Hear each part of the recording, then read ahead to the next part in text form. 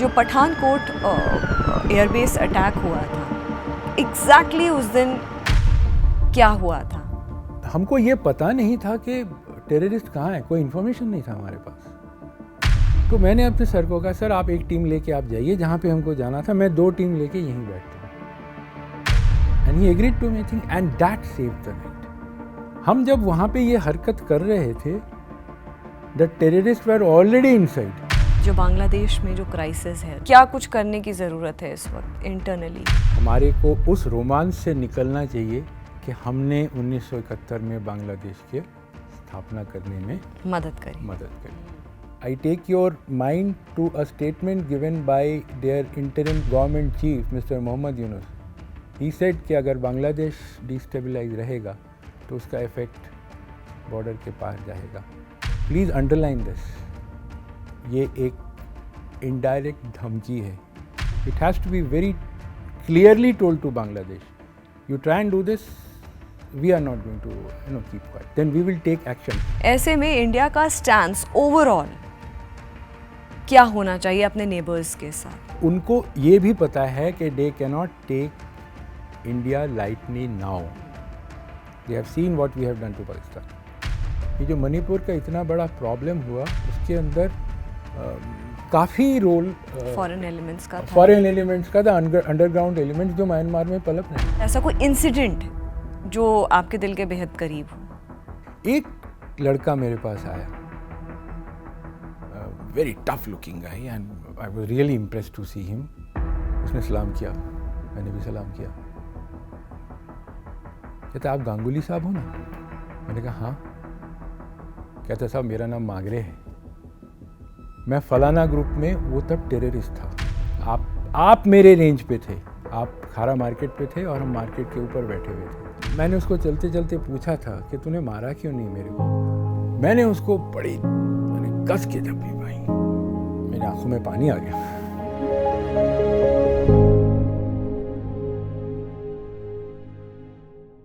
मेरे शो पे एक और मेरी एक बात हुई थी, बहुत इंटरेस्टिंग गेस्ट है, उन्होंने बोला था, जो हमारा कॉन्वर्सेशन होता उन्होंने बोला था कि आधे से ज़्यादा, मोर देन 80% लोग जो कुरान पढ़ते हैं उसका मतलब ही नहीं पता, और ऐसी कोई चीज़ लिखी ही नहीं है, ये सिर्फ इंटरप्रिटेशन की बात है। एग्जैक्टली ये इंटरप्रेट किया जाता है और उस इंटरप्रिटेशन को इस तरीके से कुरान के आयतों के साथ पेश किया जाता है। आपने देखा होगा, आपने सुना होगा इनके रेडिकलाइजेशन, इनके जो वो पोस्ट्स आते हैं, पीछे कुरान की आयतें चल रही हैं और वहाँ पे एक लड़का वेपन लेकर के समथिंग बुरान वाली स्टाइल हीरो बन गया है।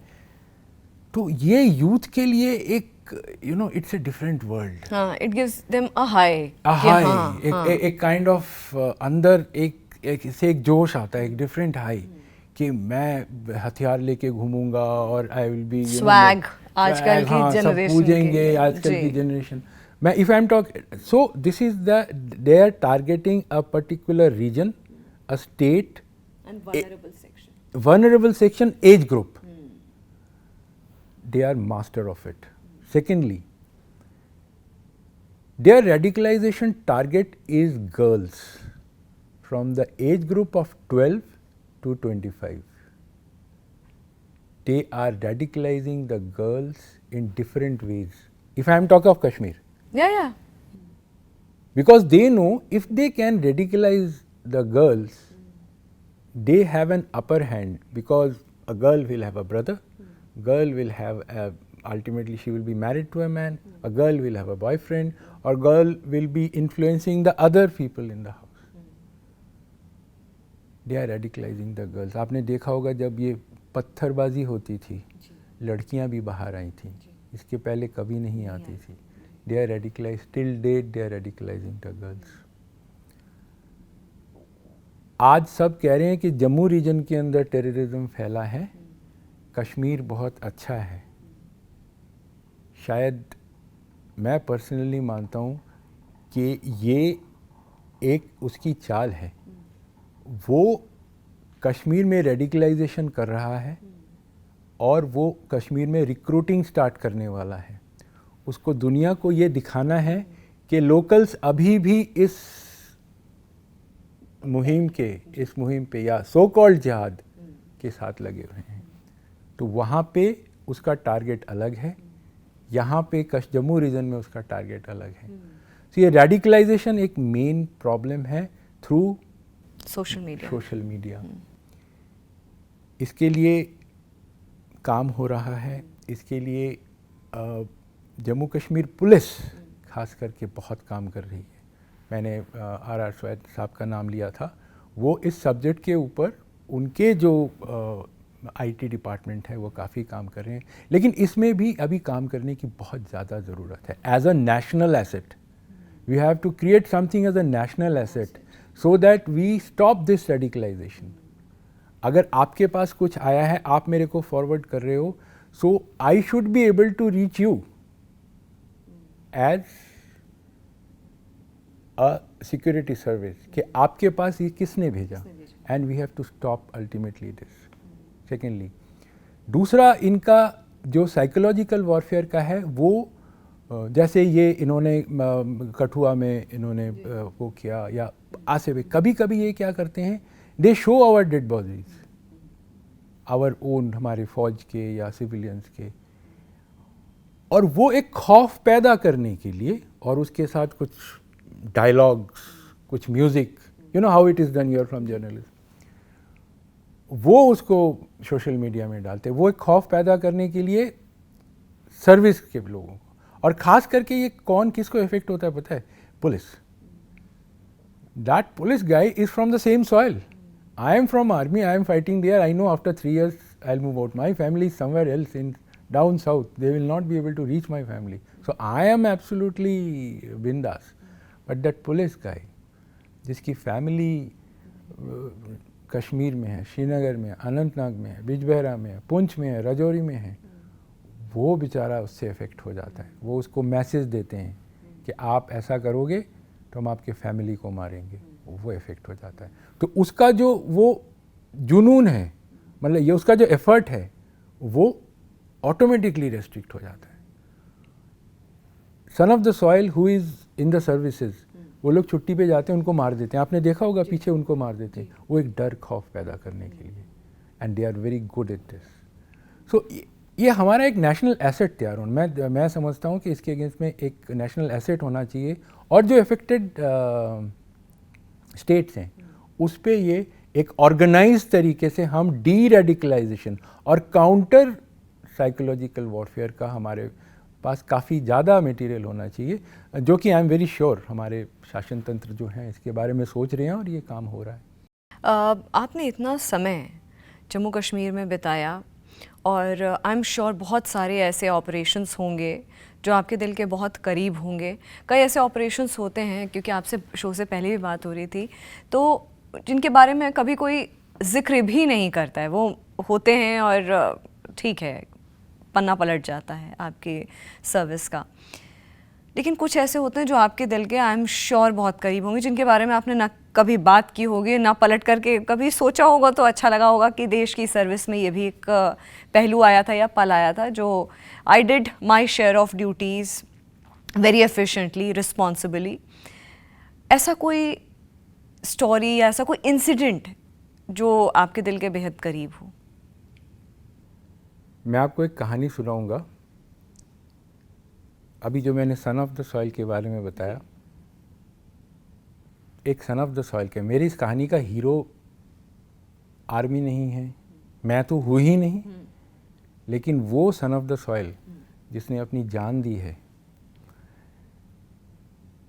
मैं लाइन ऑफ कंट्रोल के ऊपर पोस्टेड था, और हमारे पास पुख्ता खबर आई थी कि एक गांव के अंदर 12 से 14 minute there is a meeting going on, और वो लोग वहाँ पे एक दिन रहने वाले थे उस गांव में। समय हमारे पास कम था, वो गांव थोड़ा डेप्थ में था, और हमको एलसी से आना था। लेकिन उन दिनों पे ये नियम आ गया था, अभी तो खैर बड़े ज़ोरों शोरों से होते हैं, उन दिनों नियम था कि आप जब जाएंगे आपके साथ पुलिस के लड़के होने चाहिए, सो दैट इट इज़ बाद में जब एफआईआर वगैरह होता है लीगल में वो साइन करते हैं कि कोई गलत काम नहीं हुआ, एविडेंस के तौर पे जी। तो we were all getting ready, तो 4-5 SOG boys came and we were getting ready and we were, उसमें एक लड़का मेरे पास आया, very tough looking guy, and I was really impressed to see him, and छोटी छोटी दाढ़ी थी एंड मिडल एज्ड, अबाउट 30-35 साल का लड़का। उसने सलाम किया, मैंने भी सलाम किया। कहते आप गांगुली साहब हो ना? मैंने कहा हाँ भाई। कहते आप कभी खारा में पोस्टेड थे? खारा डोडा में था, तब मैं राष्ट्रीय राइफल्स में था। आजकल उन वहाँ पे काफ़ी मिलिटेंसी का चल रहा है, और उन दिनों तो बिल्कुल पीक में था। मैंने कहा हाँ। कहते साहब मेरा नाम मागरे है, मैं फलाना ग्रुप में, वो तब टेररिस्ट था। ओके। कहते हमने आपस में कई बार झड़पें की है साहब, और एक बार तो ये हुआ था कि आप मेरे रेंज पे थे, लेकिन आपको, वो मास्टर का ग्रुप था, उसको हम मास्टर का ग्रुप बोलते थे, लेकिन मेरे को मास्टर ने रोक दिया। आप मेरे रेंज पे थे, आप खारा मार्केट पे थे और हम मार्केट के ऊपर बैठे हुए थे। अच्छा, he was a militant. He was a militant. Who joined the army, who joined the police force. मैं बताता हूँ आपको। तो मैंने कहा यार, मतलब you see, this is a human story. Correct. एक मेरा एनिमी था, आज वो मेरा साथी बन के एनिमी को मारने जा रहे हैं। मैंने उसको मैंने कस के जप्पी भाई। मैंने कहा यार, ऑपरेशन ख़त्म करके आते हैं, बहुत बातें करनी है तेरे साथ। कहता जी सर। ऑपरेशन में हम लोग गए, हमने, मेरी आंखों में पानी आ गया। ऑपरेशन किया, मिलिटेंट्स मारे, लेकिन उस ऑपरेशन में मागरे की डेथ हो गई। और मागरे की डेथ कैसी हुई? उसने मेरे को बचाने के लिए उसकी डेथ हो गई। हम लोग एक कमरे में घुसे थे जिसमें हाइड आउट था। हाइड आउट हमने पकड़ लिया था, अलमारी के पीछे हाइड आउट था, और मेरा जो स्मोक था वो खुल नहीं रहा था। मैंने, और बिल्कुल शाम का टाइम था, अंदर अंधेरा था। मैंने मागरे को कहा, मागरे जस्ट इस पे नज़र रखना, मैं बाहर इसको जाके खोल के लाता हूँ। मेरा बाहर आना, अंदर से ग्रेनेड आना, मागरे का गिरना, we could evacuate him but we could not save him. तो अगले दिन जब मागरे की डेड बॉडी वहाँ पे पड़ी हुई थी, मैं जब उसको सैल्यूट करने पहुँचा, मेरे को एक अंदर से एक उफान सा आया। ये एक ह्यूमन स्टोरी है। डेथ हमने बहुत देखे हैं जी जी, अपने साथी अपने साथ देखे हैं, लेकिन वो एक जो शहादत थी, वो देखिए, वो पहले टेररिस्ट था, उसने सरेंडर किया और वो वापस आया, मेरे साथ लड़ने गया। कल उसके साथ मेरी बात होनी थी, लेकिन मैंने आज उसको खो दिया।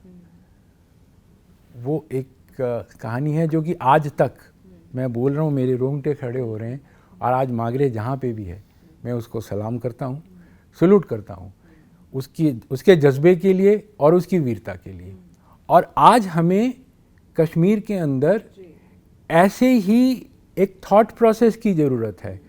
मैं कश्मीर के यूथ को ये बोलना चाहता हूँ कि आप बेटा आज भटक गए हो, कोई बात नहीं, आप वापस आइए। इंडियन गवर्नमेंट, इंडियन कॉन्स्टिट्यूशन आपको नौकरी देगी, आपको मेन स्ट्रीम में लाएगी, और आपके अंदर ये जो जज्बा है, आपके अंदर जो ये जोश है, उसको आप अपने देश के लिए लगाएं, चैनलाइज करें।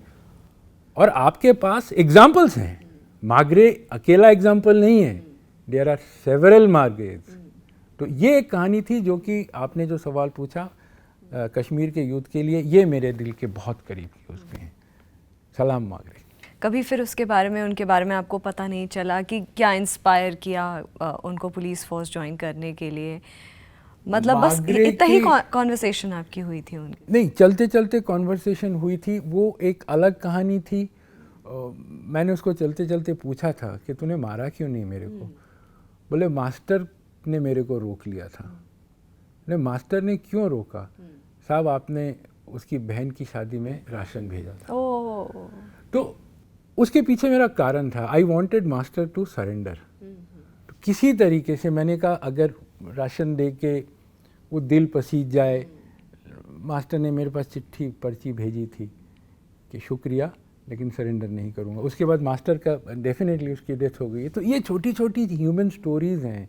मतलब कि देखिए इस स्टोरी से एक और चीज़ जो सामने आई है, मतलब व्यूअर्स के सामने भी, कि ऐसा नहीं है अगर उन्होंने उसका हाथ पकड़ा कि फायर मत करो, रेंज में है फायर मत करो, इसका मतलब एक ह्यूमन टच उधर भी तो होगा। सरेंडर नहीं किया वो एक, चलिए वो एक अलग बात है।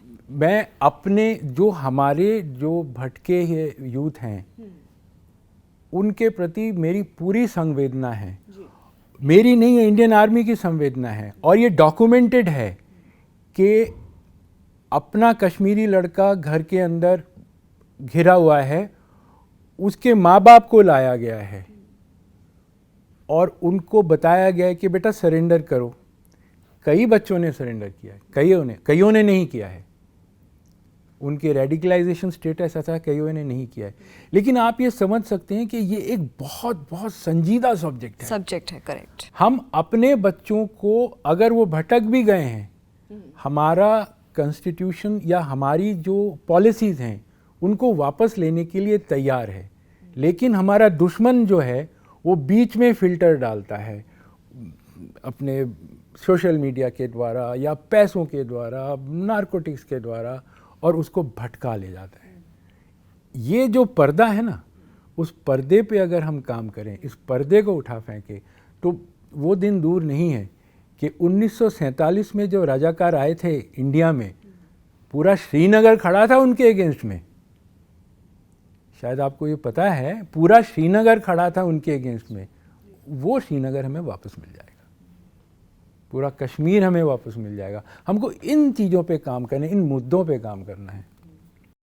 बहुत सच में बहुत हार्ट टचिंग स्टोरी आपने शेयर करी। एक और बहुत बर्निंग इशू इस वक्त है जो बांग्लादेश में जो क्राइसिस है, लॉ एंड ऑर्डर सिचुएशन है। हालांकि वहाँ पे इंटरिम गवर्नमेंट को लेकर के आ गए हैं, लेकिन हमारा बॉर्डर नेबर है, बॉर्डर कंट्री है हमारे साथ, इंडिया का बॉर्डर शेयर होता है। ऐसे में ये जो रेपरकशन है इस इंस्टेबिलिटी का भारत पर, भारत के बॉर्डर्स पर, जो बॉर्डर में जो गांव हैं, जो लोग हैं, उन पर किस तरह का इम्पैक्ट और क्या कुछ करने की ज़रूरत है इस वक्त इंटरनली, स्टैंस क्या होना चाहिए इंडिया का? देखिए, जहाँ तक बांग्लादेश का सवाल है, सबसे पहले मैं ये कहना चाहूँगा कि एज एन इंडियन हमारे को उस रोमांच से निकलना चाहिए कि हमने 1971 में बांग्लादेश की स्थापना करने में मदद करी। ये इस फीलिंग से हमको सबसे पहले बाहर आना चाहिए। ईस्ट पाकिस्तान था, बांग्लादेश के अंदर जमात इस्लामी, जमात, उनका मुखौटा बीएनपी, उसके साथ कई तत्व ऐसे हैं जो कि इंडिया विरोधी हैं।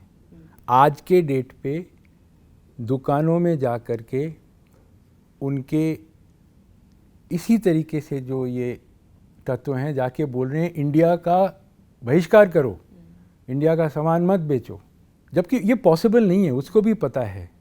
Interdependency of India and Bangladesh in terms of trade, in terms of other things, ये ओतप्रोत है, ये एक रीजनल एफिनिटी है, लेकिन फिर भी वो इंडिया के अगेंस्ट में काम कर रहे हैं। अब बांग्लादेश में ये क्यों हुआ हम सब जानते हैं। यूएस इंटरेस्ट, पाक इंटरेस्ट, आइलैंड का जो था, सब इंडियन ओशन को करने के लिए वहाँ पे चाइना भी आना चाहता है, वहाँ पे यूएस भी आना चाहता है, और ये एक सुनियोजित, एक जिसे कहते हैं कि एक कालचक्र था कि अवामी लीग को इन्होंने हटाया, क्योंकि शेख हसीना, उन्होंने इस रीजन को, बांग्लादेश को, एक तो उन्होंने काफ़ी इकोनॉमिकली ठीक किया था उनके रीजन के अनुसार, इंडिया के साथ उनके रिलेशंस बहुत अच्छे थे, चाइना के साथ उनके रिलेशंस अच्छे थे, तो उन्होंने एक टाइप का स्टेबलाइजेशन हमारा चल रहा था।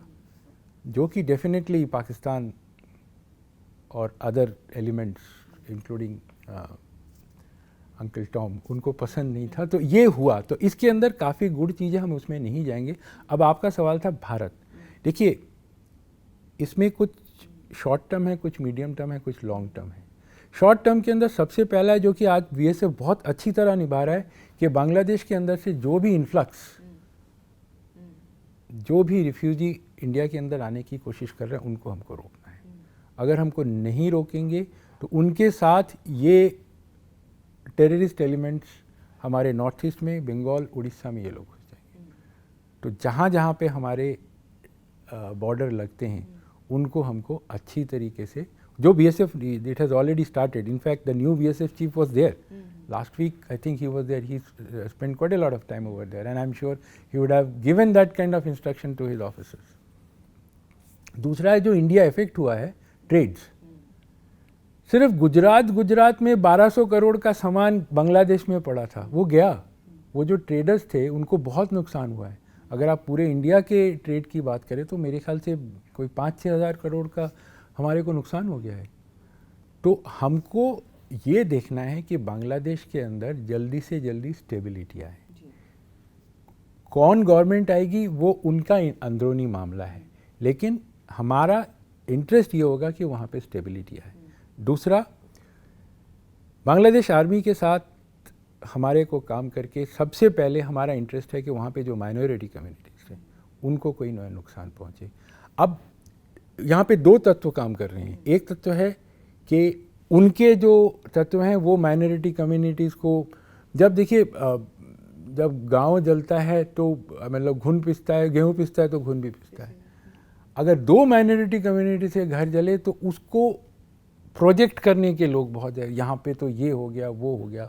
ऐसा नहीं है। कुछ दिन पहले मैंने सुना था कि उनके अपने स्टूडेंट्स वो माइनॉरिटी कम्युनिटीज़ के जितने धर्मस्थल हैं उनको पहरा दे रहे थे, ताकि वो आके कोई उस पर असामाजिक तत्व आके उस पर काम ना करे। तो ये हमारे को आज मैंने पढ़ा कि हमारे एमएचए ने एक कमेटी गठन की है, जो कि बहुत ही अच्छी बात है कि वहाँ पे माइनॉरिटी कम्युनिटी के सेफ्टी और उसके लिए, और हमारे प्राइम मिनिस्टर साहब ने बहुत साफ ये उनके जो मोहम्मद यूनुस साहब हैं उनको भी बताया है कि आप देखिए। तो प्रेजेंटली शॉर्ट टर्म पे इन्फ्लक्स को रोकना, रिफ्यूजी इन्फ्लक्स को रोकना, और हमारे ट्रेड को, हमारे ट्रेडर्स को बेचारों के पैसे फंसे पड़े हैं, कई लोग तो बर्बाद हो गए होंगे, उनको देखना हमको बहुत ज़रूरी है कि हमारी ट्रेड जल्दी से जल्दी रिज्यूम हो और उनके पैसे वापस आएँ। साथ में जो इफ़ेक्ट हुआ है बांग्लादेश का अपैरेल इंडस्ट्री, ये जो उनके सारे यूएस, यूके, यूरोप के अंदर उनके सारे जो बड़े बड़े ब्रांड्स हैं, उनके कपड़े बांग्लादेश से बन के जाते थे। काफ़ी बड़ा, अप्रॉक्सीमेटली इफ़ आई ने 30-40 बिलियन का उनका था, वो सारा सडनली बढ़ गया। अब now they will be start looking into the other sources. Now मेरे कंट्री के लिए क्या अच्छा है, I should be looking for the opportunity to get those orders, but definitely we would like this industry to restart, Bangladesh to stabilize. कोई भी government आए, Indian government का वो एक रवैया रहेगा कि हम बांग्लादेश के साथ, क्योंकि वो हमारा बिल्कुल इमीडिएट नेबर है, उसके साथ हम स्टेबलाइज रहें और रिलेशंस हमारे अच्छे हों। इसके आगे इसके अंदर बढ़ेंगी, बांग्लादेश के अंदर ये रेडिकलाइज्ड एलिमेंट्स, जैश ए मोहम्मद, लश्कर ए तैयबा, पहले जैसे उनके कैंप्स थे वो लगाएंगे, ड्रग ट्रेड स्टार्ट होगा, वेपन ट्रेड स्टार्ट होगा। ये हमारे लिए एक अलग फ्रंट है, वो फ्रंट हमारे लिए खुला है। और मेरे को तो ये विश्वास है कि come and make our day, अगर उन्होंने हमारे कंट्री के अंदर कुछ करना शुरू किया तो उसका तो मुंह तोड़ जवाब उन लोगों को दिया जाएगा। लेकिन हम ये चाहते हैं कि बांग्लादेश स्टेबलाइज हो और वापस हमारे रिलेशंस ठीक हो जाए। आपने रिफ्यूजी इन्फ्लक्स रोकने की बात करी, क्योंकि टाइम एंड अगेन ये चीज़ें अब सामने आ रही हैं कि माइनॉरिटी जो कम्युनिटी है उसको वापस यहाँ पे हिंदुओं को, बांग्लादेशी हिंदुओं को यहाँ पे शरणार्थियों की तरह यहाँ पे भारत में जगह मिले, ये ऐसी भी मांगें आ रही हैं सर्कल्स में। लेकिन अच्छा, एक और बात है ब्रिगेडियर गांगुली जिस पर मैं आपसे बात करना चाहूँगी, नक्सलाइट्स, माओइस्ट प्रॉब्लम, वो इस वक्त आप इंडिया के अंदर कैसी देखते हैं, क्या सिचुएशन है? नक्सलाइट प्रॉब्लम इज, देखिए ये right from Nepal downwards to Odisha Telangana, it's red belt, little bit Madhya Pradesh और महाराष्ट्र बॉर्डर्स में भी ये है। अभी के लिए फ़िलहाल मैं ये सराहना दूंगा ख़ास करके सीआरपीएफ को और उनके कोबरा बटालियंस को कि काफ़ी इनको कंट्रोल में लाया गया है, लेकिन ये प्रॉब्लम पूरी ख़त्म नहीं हुई है। बीच बीच में अगर आपने सुना होगा कि नक्सलाइट्स एरिया में अटैक्स होती हैं, एम्बुशेस होती हैं, जिसमें हमारे सिक्योरिटी फोर्सेस के लड़कों की शहादत होती है। ये कंट्रोल में आया है, लेकिन ये ख़त्म नहीं हुआ है। अगेन आई एम सेइंग कि these all movements are controlled by some other agency outside. आप मेरी बात समझ रहे हैं? जिस दिन उसको लगेगा कि इस मूवमेंट को तूल देना है, वो अगेन इस पे पैसा लगाएगा, वापस इस पे हथियार एम्युनिशन भेजेगा, लोकल्स को रेडिकलाइज करेगा, जमा करेगा और फिर वो शुरू होगा। सो इस Naxalite problem is it is our own problem, there are our own people. तो ये सिर्फ मिलिटरीली सॉल्व नहीं हो सकता, it has to be the administrative side से ये जल्दी सॉल्व हो सकता है रादर के मिलिटरीली। जो हम बांग्लादेश पे बात कर रहे थे, एक स्टेटमेंट मैंने कहीं पर पढ़ा अभी, जब मैं आपके इंटरव्यू के लिए मैंने सोचा कि मैं थोड़ा सा रिसर्च करती हूँ, तो एक बड़ा इंटरेस्टिंग स्टेटमेंट मेरे सामने आया कि प्रेजेंट सिचुएशन भारत की देखते हुए ये कहा जा रहा है कि पाकिस्तान तो एक डिक्लेयर्ड एनिमी है भारत के लिए, चाइना एक ओपन एनिमी है, लेकिन बांग्लादेश एक पोटेंशियल एनिमी हो सकता है। इस स्टेटमेंट से आप कितना वास्ता रखते हैं? क्या वाकई में पोटेंशियल एनिमी बांग्लादेश भारत के लिए आने वाले समय में हो सकता है? Enemy in the sense, enemy सिर्फ हम समझते हैं कि मिलिटरीली, नो। बांग्लादेश हमारे लिए एक एडवर्सरी प्रूव हो सकता है सोशली, खास करके हमारे बॉर्डर एरियाज में। Influx of refugees, administrative problem, political problem. Mind it, there were parties who made this Bangladeshi influx as their vote banks. This was against our national interest. I won't name them, but yes, it has happened in few states. Third is narcotics, and fourth is weapon. So it is a potential adversaries to create problem within our own state. I take your mind to a statement given by their interim president, government chief, Mr. Mohammad Yunus. He said कि अगर Bangladesh destabilise रहेगा तो उसका effect border के पार जाएगा। इसके please underline this, ये एक इनडायरेक्ट धमकी है। Potential enemy militarily, no, but a potential adversary जो मैंने आपको गिनवाए उसमें ज़रूर है, और उस पर हमारे शासन तंत्र को, हमारे सिक्योरिटी सर्विसेज को बहुत मतलब प्रोएक्टिव काम करना है। हमें ये नहीं वेट करना है कि वो कब आएगा, हमें प्रोएक्टिव काम करना है। तो उसमें मिलिटरीली, उसमें सोशली, उसमें foreign policies, it has to be very clearly told to Bangladesh, you try and do this, we are not going to keep quiet. Then we will take action, and we will take action, very stern action. We cannot let Bangladesh remain as a open door for us. No. Already आपने कहा कि हमारे waste में, north में, हर जगह, Myanmar में, उधर मालदीव्स में, Sri Lanka is also getting affected. मैं यही कह रही थी कि श्रीलंका में ऑलरेडी टर्मोइल हुआ, फिर चाइना की इकोनॉमी इस वक्त बहुत ड्विंडल कर रही है, इस पर भी एक अलग सब्जेक्ट है। पाकिस्तान का तो टाइम एंड अगेन वो चलता रहता है, टू एंड फ्रो। अफ़गानिस्तान में तख्ता पलट, बांग्लादेश में ये सिचुएशन, म्यांमार में ये सिचुएशन, इंडिया के जो बॉर्डर्स हैं वो चारों ओर से अनस्टेबल हैं, इंस्टेबिलिटी है। ऐसे में इंडिया का स्टैंस ओवरऑल क्या होना चाहिए अपने नेबर्स के साथ? देखिए, क्या कोई डेटरेंट पॉलिसी ताकि ऐसी चीज़ें, इस तरह की जो धमकियाँ जो इंटरनेशनल फ्रंट पे बांग्लादेश ने इनडायरेक्टली दिया भारत को, इस तरीके की चीज़ें हम जैसे हम अपनी भाषा में बोलते हैं कि in as many words we put across our point to our neighbours. Absolutely correct. देखिए, ये एक स्टेटमेंट जो भी हमारे तरफ हम जिसको एज ए धमकी ले रहे हैं, उसका जवाब ऑलरेडी उनको जा चुका है जी। और वो उनको ये भी पता है कि they can not take India lightly now. They have seen what we have done to Pakistan, so they cannot take neither militarily not in other aspects. They cannot take India militarily now, and I am very sure if they try and do it, there will be repercussions. There will be very matlab not equal and opposite, 4 times 5 times better repercussion on them. That they are aware. As far as other neighbors are concerned, आप देखिए traditionally हमेशा हम लोगों का रवैया रहा है कि हम किसी नेबर के साथ लड़ाई करने के लिए हम तैयार नहीं होते हैं। हम अपने इंटरनल मैटर्स में व्यस्त हैं। हमारी कंट्री कहाँ से कहाँ आ गई है आज, ठीक है।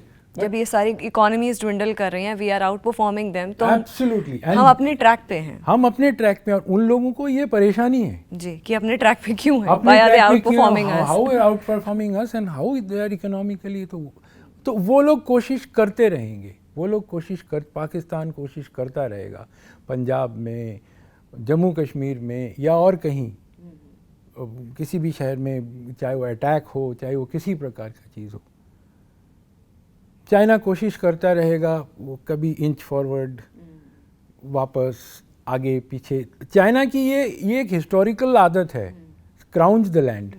वो सिर्फ हमारे साथ नहीं है, वो जब उनकी लड़ाइयाँ कब से मंगोलिया, जापान, उससे होते, अगर आप हिस्ट्री पढ़े, चाइना की एक आदत है, तो वो करता रहेगा। और चाइना को पता है कि इंडिया को चाइनीज़ बॉर्डर में दबाव अगर बना के रखेंगे, तभी जाके पाकिस्तान के ऊपर अपना दबदबा कायम रख पाएंगे। हाँ, वो पाकिस्तान और उनका तो बिल्कुल साठगांठ है, तो वो पाकिस्तान थोड़ा सा रिलीव होगा। और वो पाकिस्तान चाइना को फोर्स करता रहता है कि बड़े भाई बचाओ। That is the situation of that. बाकी रह गए Nepal. You are seeing, I mean we are, Nepal के अंदर चाइनीज़ इन्फ्लुएंस कितना हो गया है। म्यांमार के अंदर you know what is the instability. Myanmar से इफेक्ट हमारे मणिपुर में हुआ। ये जो मणिपुर का इतना बड़ा प्रॉब्लम हुआ, उसके अंदर काफ़ी रोल फॉरेन एलिमेंट्स का था, अंडरग्राउंड एलिमेंट्स जो म्यांमार में पलप रहे हैं, तो उनका था। तो हमारी हालत जो उसमें है, मैं ये नहीं करूँगा कि बहुत ख़राब है। और these are all localised problem, these are all Manipur, north east, this is a localised problem. We are well capable of handling it. Bangladesh again between a nation and a nation, but again it is localized to our eastern region. लेकिन ये जब दो मिल जाते हैं तो काफ़ी बड़ा हो जाता है। तो ये एक दिन में सॉल्व होने वाली चीज़ तो है नहीं, तो इट विल टेक टाइम। और इसके साथ साथ क्या हो रहा है, पूरे विश्व में एक इंस्टेबिलिटी बनी, इकोनॉमिक इंस्टेबिलिटी बन गई है, ठीक है, और युद्ध हो रहे हैं। तो इसमें हमारे देश का क्या स्टांस रहेगा, वो एक it's a kind of a very volatile, dynamic. मतलब आज मैं जो कर रहा हूँ ये ज़रूरी नहीं है परसों वही होगा, मेरा डायनामिक मेरा वो रहेगा। सिचुएशन के साथ हमको अपना स्ट्रैटेजी और अपने जो स्टेप्स हैं वो चेंज करना है, keeping the national interest in the priority. मेरे देश का नेशनल इंटरेस्ट हमेशा ऊपर रहना चाहिए, और उसके रास्ते में जो आएगा तो we will be constrained to deal with them with heavy hands. This brings me to my next question, जो आपसे पहले भी कॉन्वर्सेशन मेरी हो रही थी। आने वाले वक्त में इंडिया को वॉर लाइक सिचुएशन के लिए कितना तैयार रहना पड़ेगा? This is a question which is very dear to my. देखिए, हमको, हम चाहें या ना चाहें, पूरे विश्व की जो स्थिति बनती जा रही है, चाहे वो एक लिमिटेड वॉर हो या फुल स्केल कन्वेंशनल वॉर हो, या ऊपर वाला ना करे एटॉमिक वॉर हो, हमको किसी ना किसी स्टेज पे हमको इस पे जाना है। Now this is again there is something known as maintaining a threshold, उसके नीचे लिमिटेड वॉर, जो कि टू सम एक्सटेंट कारगिल था। वो बहुत अच्छा ऑपरेशन था, जो कि प्राइम मिनिस्टर ने कहा था कि हम एलसी क्रॉस नहीं करेंगे, हम सिर्फ जो हमारे देश में आए हैं, and that has been taken the entire world, उसका सराहना किया था। सो हमारे को तैयारी तो हमारी हमेशा रहनी है। कन्वेंशनल वॉर, लिमिटेड वॉर, और ख़ास करके ये इंटरनल जो टेररिज्म वॉर, ये तो हमारे को तैयारी हमेशा। और ये एक इवॉल्विंग चीज़ है, ये नहीं कि मैं आज बैठ जाऊं कि मैं आज बहुत तैयार हो गया। नहीं नहीं नहीं नहीं, आप आज बैठ गए, आपका एनिमी आपके गैप्स को ढूंढ के फिर आप पे घुस जाएगा, आपको भी उससे 2 स्टेप आगे रहना है। तो ये एक इवॉल्विंग। अभी मैं कह रहा था आपसे कि technology and the knowledge, it has to be a strength to our security forces, to our intelligence agencies. इसके लिए ज़रूरी है कि हमारे यूथ जो आज आईआईटी कर रहा है, जो आज एनआईआईटी कर रहा है, बड़े बड़े ऑर्गेनाइजेशन से वो बीटेक, एमटेक, पीएचडी कर रहा है, वो आए सर्विसेज में, वो आए आर्मी में, नेवी में, एयरफोर्स में, या सीएपीएफ में, या और उनके लिए वैसी सुविधा, वैसी जगह हमारी गवर्नमेंट को बनानी है, बनी हुई है। वो आए, उनको सर्व करें, क्योंकि आपका विजन, आपकी जो एबिलिटी है, वो भविष्य में देश को बचाएगी। And without any doubt, Brigadier Ganguly, we need more officers like you. Indeed, the country needs more officers like you. और जैसा कि मैं पहले भी ये चीज़ बोली थी कि दिल, दिमाग और स्किल सेट के साथ जुनून, पैशन, ये सारा कॉम्बिनेशन होना बहुत ज़रूरी है। And I think it is the right time to motivate the youngsters of country कि वही जो बेटन है, जो हम जो कमान है, वो सही हाथों में दें, देश की सिक्योरिटी की, सही डिसीजन मेकिंग हो पाए, आप साइकोलॉजिकली स्टेबल हों, आप अपने डिसीजन मेकिंग में कायम रहें, क्योंकि हनी ट्रैप के भी बहुत सारे केसेस होते हैं, बहुत चीज़ें हैं जो आपको ड्विंडल कर सकती है, but then when it's country, nothing beyond that, जिसे हम कहते हैं देश सर्वोपरि। एब्सोल्युटली, उससे बढ़ कर के कुछ नहीं। ऐसे में एक और जो one more feather in your hat, जो पठानकोट एयरबेस अटैक हुआ था, वाकई में सबकी जो जान है वो 16-17 घंटों तक एवरीवन वाज लाइक क्या हो रहा है। एग्जैक्टली उस दिन टर्न ऑफ इवेंट्स की अगर मैं बात करूं, because you were leading that operation, क्या हुआ था 17 घंटे? मैं सबसे पहले आपको ये बताना चाहती हूँ, शुक्रिया आपने पठानकोट ऑपरेशन का जिक्र किया, और once again it's a operation which is not only very close to my heart, but close to those approximately 200 boys, NSG boys, officers with me. It is very close to them. हम लोग मिलते हैं, इसके बारे में बात करते हैं, और जब भी हम बात करते हैं पठानकोट में, we lost Lieutenant Colonel Niranjan, who was a very, I mean, बहुत ऊंचे दर्जे का बॉम्ब एक्सपर्ट था. We lost him while defusing a bomb. मैं अगर अपने ध्यान को ले जाऊं, पठानकोट जब हो रहा था,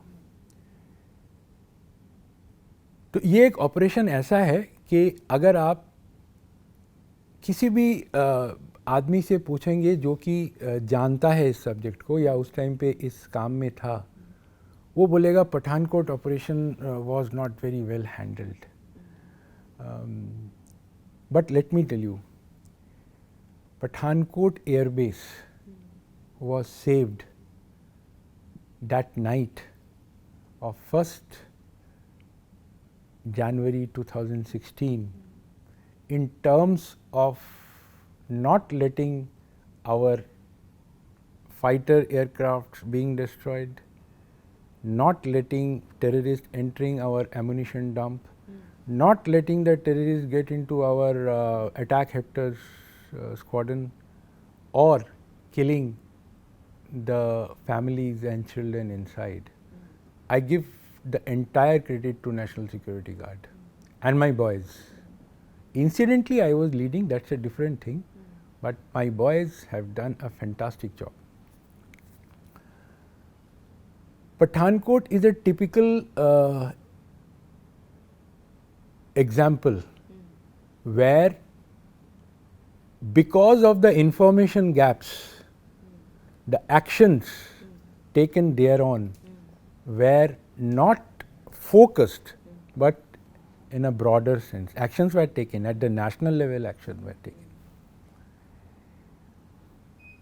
उन दिनों एक खबर चली थी कि एक एसपी साहब को टेररिस्ट ने अगवा कर लिया. मे बी 27-28 दिसंबर में हम लोग पढ़ते थे, वो स्क्रोल में आता था एसपी साहब अगवा हो गए, फिर एसपी साहब के फ्रेंड का गला काट दिया और एसपी साहब ने आके रिपोर्ट किया and all those things. That entire incident was kept under the lid by the state authorities. Only the information was given कि yes, there are 4 terrorists seen by SP साहब. ऐसा क्यों किया गया था? मैं आपको बताता हूँ, ये कोई इंटेंशनल नहीं था. इट इज़ अगेन आई से, it is again thinking ahead. ये कोई इंटेंशनल किसी की गलती नहीं थी. When we landed, that same day, 1st of January, we got the information to move. We moved. We landed at 10 o'clock at Pathankot Air Base. And हमको ये पता नहीं था कि टेररिस्ट कहाँ है, कोई इन्फॉर्मेशन नहीं था हमारे पास. हमने वहाँ पे AOC साहब से पूछा कि क्या थे, उनके नंबर 2 थे.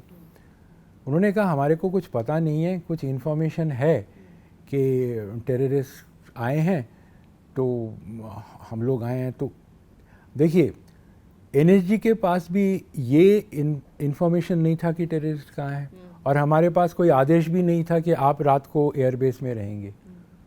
वो पता नहीं उस दिन लेडी लक हमारी तरफ थी. मेरे दिमाग में आया, यार यहाँ पे इतने सारे एसेट्स हैं, और मेरी पुरानी थोड़ी बहुत छोटी सी नॉलेज थी. इन्होंने श्रीलंका में अटैक किया, उन्होंने पाकिस्तान में एयर बेसिस में अटैक किया. क्या होगा अगर यहाँ घुस जाए तो दुनिया थू करेगी हम पे. आपको ऐसी इंट्यूशन हुआ? ये एक इंट्यूशन हुआ, एक you can call it common military knowledge.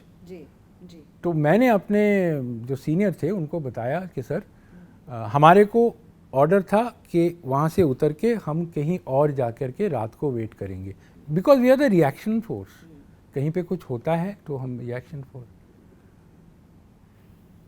तो मैंने अपने सर को कहा, सर आप एक टीम लेके आप जाइए जहाँ पे हमको जाना था, मैं 2 टीम लेके यहीं बैठता हूँ. And he agreed to me thing, and that saved the night. मैं क्रेडिट नहीं ले रहा हूँ, इट्स मेरी जगह शायद अगर कोई भी होता जो कि इस प्रोफेशन में है वो शायद यही करता, लेकिन वो एक लेडी लक था. मेरे दिमाग में कहीं ऊपर वाले ने डाली वो बात, हम वहाँ रहे. हम जब वहाँ पे ये हरकत कर रहे थे, the terrorist were already inside, they were already inside the base. मैं इस वक्त किसी भी फोर्स का या किसी को भी मैं आलोचना करने के लिए नहीं बैठा हूँ, क्योंकि मैं खुद वहाँ था. आलोचना लायक तो मैं खुद भी था. लेकिन इंफॉर्मेशन गैप्स जो थी उसमें, मतलब एक एजेंसी दूसरे एजेंसी के पास इंफॉर्मेशन नहीं दे रही. मैं किसी एक एजेंसी को बोल रहा हूँ क्या है, हमारे को तो पता नहीं है, हम अपना संभाल रहे हैं. So the situation was that fluid. और क्योंकि इंफॉर्मेशन नहीं था, लोगों में सीरियसनेस नहीं था. बेस के अंदर देवर द पोर्शन विच वॉज थोड़ा सजाग थे. एयर मार्शल देव थे जो वेस्टर्न एयर कमांड के चीफ थे, वो खुद आए हुए थे, उन्होंने गरुड़ वगैरह लाया हुआ था. लेकिन डेफिनेटली उस रात लेडी लक हमारे साथ था. They were picked up, fight went on. मैं अभी छोटा कर रहा हूँ, आपने 16-17 घंटे बताया, ये ऑपरेशन 100 घंटे का चला था. 100 घंटे का? जी, ये 100 घंटे का ऑपरेशन था. और इस 100 घंटे में मैं आज दावे के साथ मैं अपने लड़कों के लिए कह सकता हूँ, मेरे लड़कों ने ना पानी मांगा ना खाना मांगा, सिर्फ बोला एमुनिशन लाइए, दैट्स ऑल। हमने ये ऑपरेशन ख़त्म किया। ख़त्म करने के बाद निरंजन, जब हम लोग क्लियर कर रहे थे उस वक़्त निरंजन की डेथ हुई एक बॉडी क्लियर करने के टाइम पे। क्यों? क्योंकि मेरे पास नेशनल जो इन्वेस्टिगेटिव एजेंसीज NIA के ऑफिसर्स हैं, उन्होंने बोला मेरा हमको बॉडी इंटैक्ट चाहिए। अब देखिए, एक हमारी ये विडम्बना नहीं है, ये मेरे और मेरे ऑफिसर का ये टास्क था। I was tasked by NIA officers के ये बॉडी इंटैक्ट चाहिए, क्योंकि उनको वो सब ट्रेसेस वगैरह ढूंढने होते हैं। अदरवाइज मैं तो उसके ऊपर एमिनिशन लगाता, उड़ा देता पहले बॉडी को, पहले जो हम करते हैं। सो निरंजन, मैं यहाँ पे again I will salute Niranjan. उसने किसी अपने जवान को नहीं बोला जाके ये काम करो। निरंजन अपने 2IC को लेकर के खुद इतना गहरा काम किया। लोगों ने बहुत कुछ बोला कि निरंजन फलाना कर रहा था, ढिमकाना कर रहा था। आपके इस पॉडकास्ट के माध्यम से मैं उन सबको आज फिर कहता हूँ कि आप लोग सब गलत थे। आप लोगों को पता ही नहीं था वो सिचुएशन क्या था। आप लोग अपने गरम कमरे में बैठ के आप लोग सिर्फ टेलीफोन में मैसेज दे रहे थे, और इसके अलावा आप लोगों को कुछ पता ही नहीं था क्या हुआ था। पठानकोट ऑपरेशन एक यूनिक ऑपरेशन है जिसमें एयरफोर्स, इंडियन आर्मी, NSG और पंजाब पुलिस ने मिलकर काम किया। कुछ खामियां थी जो कि ज़मीन पे बाद में हमने वो किया। मीडिया का इसमें बहुत बड़ा रोल था। 26/11 में हमने देखा कि मीडिया बिल्कुल ऑपरेशन से रिपोर्ट कर रही थी और वो खबर जा रही थी पार पाकिस्तान में। और यहाँ पे क्या हुआ, यहाँ पे हमने बिल्कुल देयर वाज अ मीडिया चोक, अंदर किसी को नहीं आने दिया। तो बाहर अलग अलग किस्म की अफवाहें उड़ने लगी, नैरेटिव्स अलग अलग, जिसको जो नैरेटिव अच्छा लगे वो बोल देता। तो ये दो एक्सट्रीम एंड था मीडिया का। तो अभी जाके बीच में आया कि जब भी ऑपरेशन होता है, जो पब्लिक रिलेशन ऑफिसर होता है वो मीडिया को उस ऑपरेशन के बारे में या उस स्थिति के बारे में सारी खबर देता है, वो एग्जैक्ट है। जितने भी अटैक हुए, देखिए जैश का या लश्कर का पाकिस्तान में किसी भी एयरबेस के ऊपर, दे वर सक्सेसफुल। इनके एवैक्स तोड़ दिए पाकिस्तान के, इन्होंने सारे सक्सेसफुल हुए। श्रीलंका में LTT नहीं किया, they were successful. This is the only attack on an airbase by Jaish-e-Mohammed. I thump my chest and say कि दे वर अनसक्सेसफुल। हमने इसकी कीमत दी, सिर्फ NSG ने ही नहीं दी, DSC ने दी, जो कि एक्स आर्मी वाले थे। एक टैक्सी ड्राइवर ने दी जो इनको जो उन्होंने वो किया था, जिसका गला रेत के। सिविलियन ने जान दी, DSC ने जान दी, फौजियों ने जान दी, सब ने जान दी। और एक अच्छा समन्वय था। Pathankot operation, let me tell you, it was a successful operation. कुछ कंडक्ट में कुछ हुआ था, लेकिन टैक्टिकल सब टैक्टिकल लेवल में नहीं हुआ था। वो एक ऑपरेशनल लेवल में आकर के कई बार वो चेंज हुआ, कमांड चेंज हुआ। NSG से पहले एयरफोर्स से पहले NSG के पास आया, NSG से आर्मी के पास गया। They had their own compulsions, I can't comment on that, but I will take it that Pathankot operation was a very very successful operation. इसके अंदर ह्यूमन कहानी बहुत ज़्यादा है। मैं अगर बोलूँगा तो एक एपिसोड और हो जाएगा, लेकिन मैं अगर मेरे साथी खास करके कल Manish and other my officer या seeing that, you guys boys you did a great job. एक और बात मैं ब्रिगेडियर गांगुली आपसे पूछना चाहूँगी, और क्योंकि मैं ये जो सवाल है मैं हर आर्मी ऑफिसर या ऐसे स्ट्रेटिजिकल जगह पे बैठे लोगों से पूछती हूँ, और आपका तो खैर your contribution to the country, to the nation, हम बोलने की ज़रूरत ही नहीं है। आपके जो मेडल्स हैं जिनसे आपको डेकोरेट किया गया है, वो अपने आप में ये पूरी कहानी बताते हैं। कभी ऐसा हुआ आपका कि, क्योंकि you have your own family also, क्योंकि हर आर्मी पर्सन की अपनी फैमिली भी होती है, और आप में जो शाहिदा जी हैं वो भी नेशन को सर्व कर रही हैं, ऐसे में कभी ऐसा कोई डेथ थ्रेट मिला हो या नियर डेथ एक्सपीरियंस, जैसे एक तो आपने खैर बताया था स्टोरी पहले, जो इंसिडेंट आपने बताया था, लेकिन ऐसा कोई डेथ थ्रेट आया हो या जो आपको लगा हो कि देखिए, ख़ास करके मैं अपनी फैमिली की बात करूंगा, अगर शायदा की बात करूंगा तो शायद हमारे पास इतनी मोटी फाइल है चिट्ठियों की। उन्होंने बताया था ये और सेम वो एक हमने एक वो हम सबसे बड़ा मेडल है।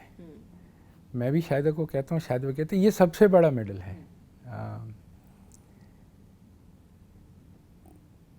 एक शहर है कोटली करके, पार पाकिस्तान में, पीओके में, सुना है वहाँ पे मेरे नाम का कलमा भी पढ़ा जाता था कि इसको मारेंगे। ये सिर्फ मेरे साथ नहीं होता है, कई ऑफिसर्स ऐसे हैं जिनको डेथ थ्रेट्स मिली हैं, लेकिन मेरे फैमिली में शायदा को ज़्यादा मिली हैं। मेरे शायद होंगे, कोशिश की लोगों ने, शायद ऊपर वाले का आशीर्वाद है, अभी तक जिंदा है, लेकिन ऐसी कोई बात नहीं है। These are all part and parcel, these are all part and parcels of life.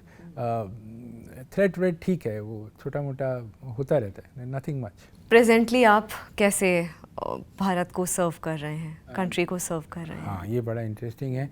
मैं अपने पैशन के साथ हूँ। हथियार हमें कहा जाता था जब हम लोग ट्रेनिंग में थे कि आपका हथियार आपकी दूसरी वाइफ है, so keep her properly that she doesn't ditch you when time comes।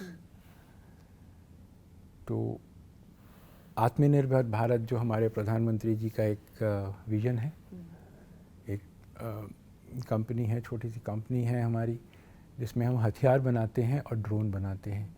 और मैं अपने कंसेप्ट्स को, खास करके टेक्नोलॉजी को, वो मैं उस पर काम कर रहा हूँ। हमारे बॉर्डर में जो प्रॉब्लम हो रहे हैं, एंटी ड्रोन सिस्टम और ड्रोन से हम किस तरीके से हम हमारे काउंटर इन्फिल्ट्रेशन ग्रिड को और सुदृढ़ करें, तो उसके ऊपर मैं काम कर रहा हूँ। मेरी जो भी छोटी मोटी नॉलेज है, तो वो अगर कहीं काम आए, तो जिस दिन दुनिया से जाएंगे तो एक will go with a lot of satisfaction that we have done it for our country, for our boys. हमारे लड़के आगे हताहत नहीं होंगे या शहीद नहीं होंगे। अभी तो बहुत काम करना है आपको, अभी तो it has just started, the story has just begun।